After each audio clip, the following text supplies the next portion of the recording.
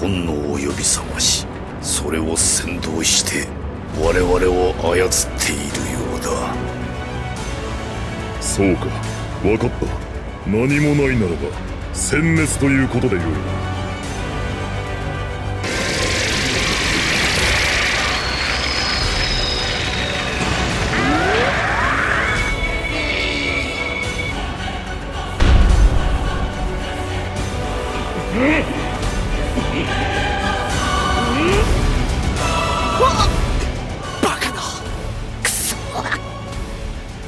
俺はそれを守りてえ。まずいぞ、これは。超速再生か。俺の番だ。次はどこだ。私の狙いを聞いた以上、次は許さぬ。立つ鳥後を濁さず、効率的な戦略だ。私の体を傷つけることはできない。想定の範囲内だ。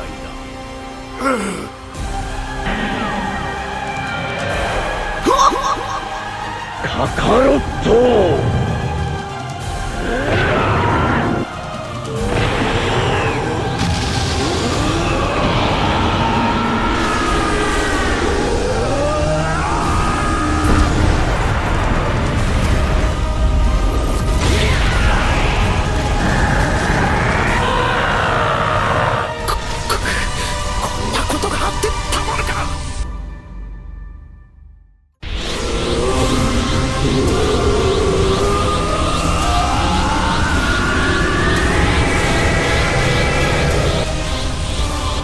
力を身につけてなお上に行こうというのか。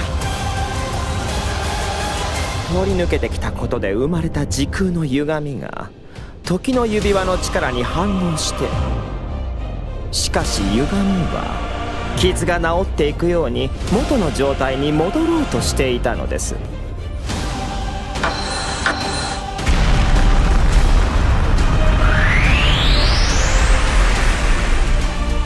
カカロッタ。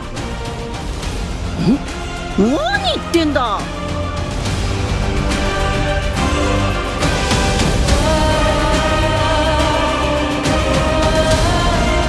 悟空さん、もう少しの辛抱ですよ。確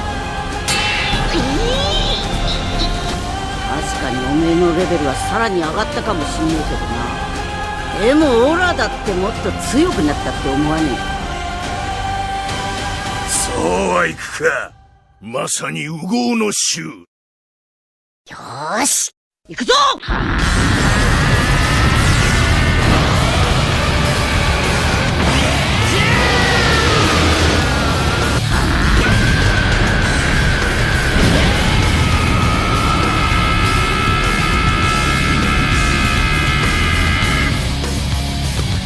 In the original script of Anime War, Omni Broly actually was supposed to come back in episode 8. Originally, Anime War was only supposed to have 10 episodes, but some episodes proved to be much more difficult than others, taking a lot longer to produce, and in the end, I actually had to skip some of the content from Anime War just so that I could actually finish this series. So that animation that you just watched was a little bit of what was supposed to happen in the original script. Basically, once all of the evil gods reconvene, which we saw from Anime War episode 10, they were actually supposed to summon Broly before they fused. And the reason for this is because in the original script, they were supposed to need Saiyan blood in order for their fusion to work and break all of the limiters, becoming as strong as Zeno. That's why back in Goku vs. Saitama, which I later renamed the Invasion of Dark Goku explained that if he fused with Goku, they would be stronger than the Omni King. But what he was really trying to do was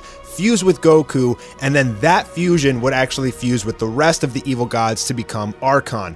That should have gave them enough power to not even have to actually Dark Siphon. But the Dark Siphoning of all of the heroes was actually Plan B, since Dark Goku was destroyed. And now that he was destroyed, they were going to resurrect him in order to perform the fusion. But it turns out that since Broly is in that universe, he's a much more pure, much more powerful Saiyan, and resurrecting him was a way better option. resurrection. Now, there was supposed to be a line where Sebas would say, I can resurrect him, but he won't have dark siphoning because we won't have time to teach him that. And Zurama was going to say, that's okay, bring him to life anyway. So the reason the evil gods are able to do this dark resurrection, which they basically sacrifice an evil god in order to resurrect another person, first being Dark Goku, now being Broly, it's very similar, if not identical, to the way that the Elder Kai gave his life to Goku in order to resurrect him. So the evil gods have figured out their own method of resurrection, and with this dark resurrection, they give Broly the Omni form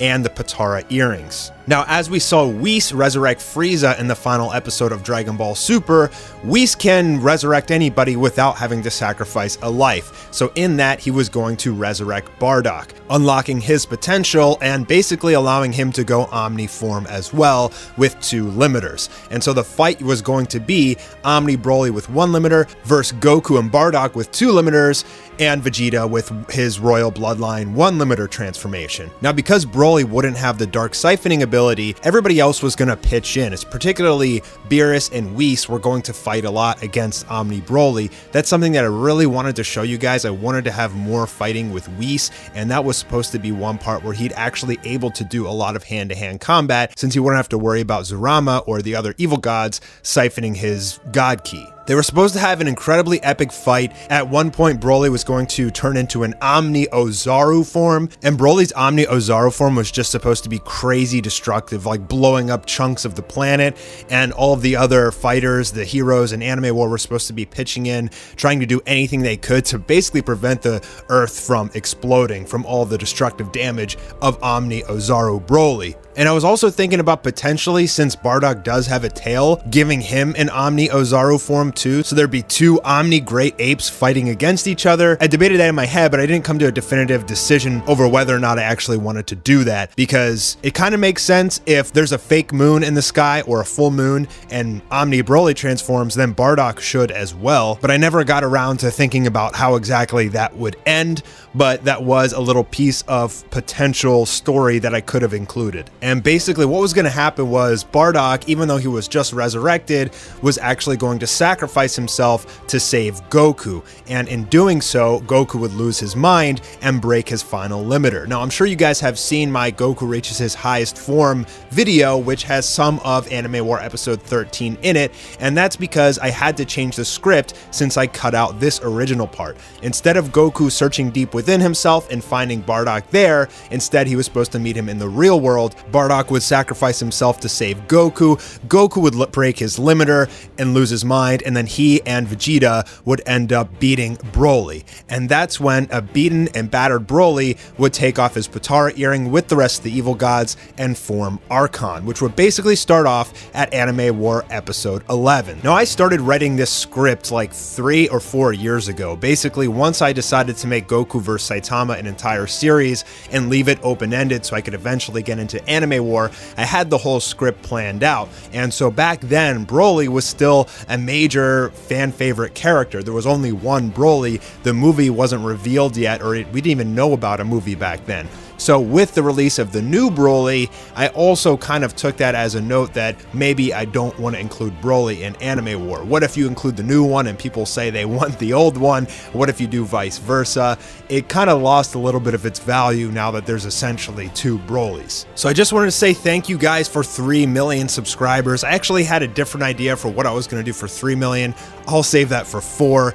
I'm really happy that you guys have stuck around so long and that you guys love the series so much. You guys have supported me so much throughout the years, and just showing your love for the work that I'm pretty much just doing for fun means everything to me. But all good things must come to an end, and now I am working on the final episode of Anime War episode 13. I'm about halfway done, so March honestly does not look that likely, unfortunately, but I promise you that it will be the best episode ever. Thank you to all my fans and all my patrons. I hope you guys enjoyed this video, and I'll be seeing you guys soon for the next one. Awarida!